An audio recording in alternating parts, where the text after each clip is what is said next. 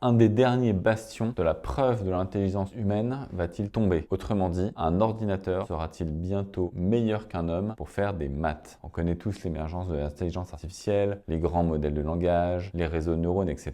Ça fait des belles photos, ça nous écrit des beaux résumés ou des beaux textes, mais on considère souvent que c'est pas de la vraie intelligence, que les réseaux neurones ont lu Internet et ne font que le recracher sous diverses formes plus ou moins intelligibles et digestes pour l'homme. En fait, la limite, c'est qu'aujourd'hui, aucune intelligence artificielle n'a créé de la connaissance, n'a créé une théorie nouvelle et n'a démontré une capacité de créativité et non d'imitation. En fait, dans ce domaine, une preuve que l'IA est capable de faire ça, ce serait de démontrer des conjectures mathématiques non démontrées à ce jour. Et donc, pas mal de grandes entreprises d'IA se sont lancées dans cette quête-là. Et une première étape pour ça, c'est déjà d'être capable de démontrer des théorèmes qu'on a déjà démontrés ou des petits exercices de niveau collège, lycée ou université. Et pour ça, une bataille a lieu chaque année, regroupe les meilleurs étudiants du monde entier, c'est les Olympiades internationales de maths. C'est très réputé. On classe les résultats par médaille de bronze, médaille d'argent, médaille d'or. Et depuis 2 ans, les entreprises d'IA inscrivent à ce concours leur meilleur programme